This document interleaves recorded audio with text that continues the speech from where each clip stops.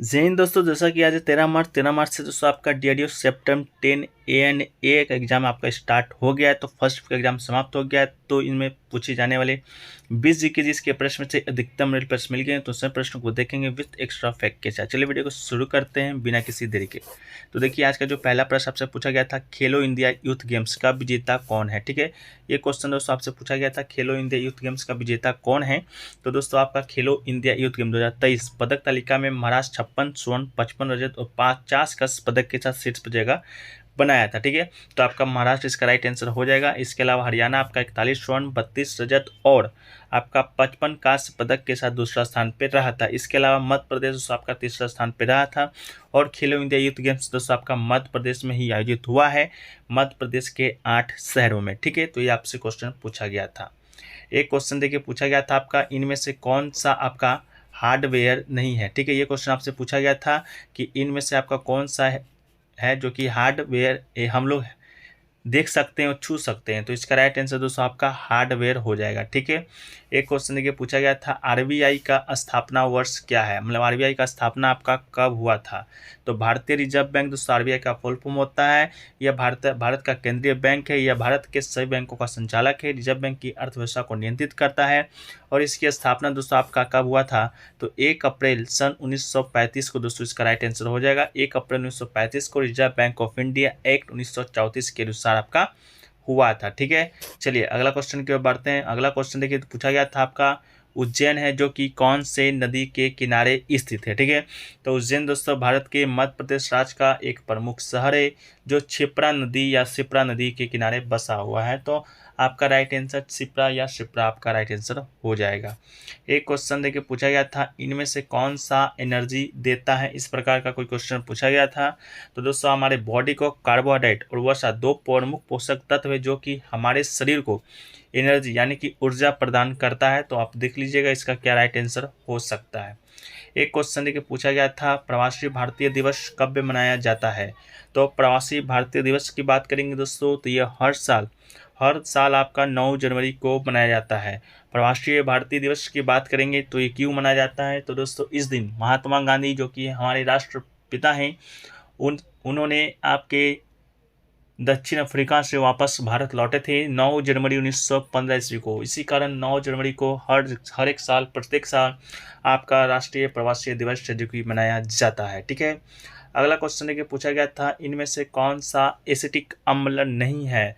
तो इसका राइट उत्तर दोस्तों आपका सिरका हो जाएगा। एसिटिक अम्ल सभी प्रकार के सिरकों में मौजूद होता है, जैसे कि दोस्तों दही में लैक्टिक अम्ल पाया जाता है। ठीक है, तो एसिटिक अम्ल पूछा गया था तो राइट आंसर आपका सिरका हो जाएगा। अगर लैक्टिक अम्ल पूछा जाएगा तो आपके ऑप्शन में दही दिया जाएगा, जो कि राइट आंसर हो जाएगा। इसके बाद दोस्तों इसका जो पीडीएफ है आपको टेलीग्राम चैनल पे मिल जाएगा, लिंक डिस्क्रिप्शन में दिया गया है, तो आप लोग जाकर वहां से ज्वाइन हो जाइएगा। ठीक है, एक क्वेश्चन देखिए पूछा गया था कि एक विद्युत सेल में कितने टर्मिनल होते हैं। ठीक है, ये क्वेश्चन पूछा गया था।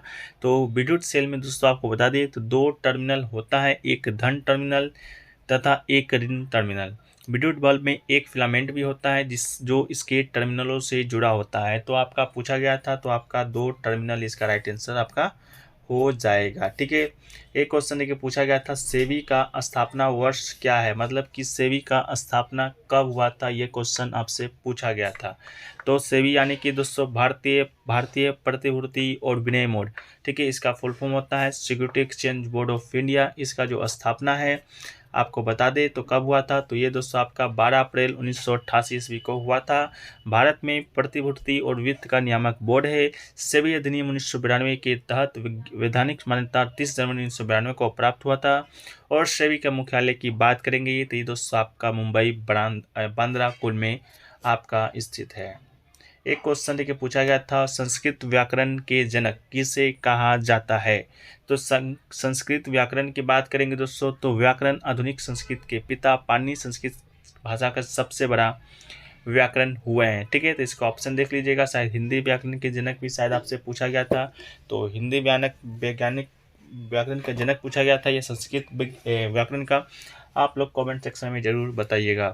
एक क्वेश्चन अंग्रेजी से पूछा गया था, इंडोलिस्म का सिनोनिम्स पूछा गया था।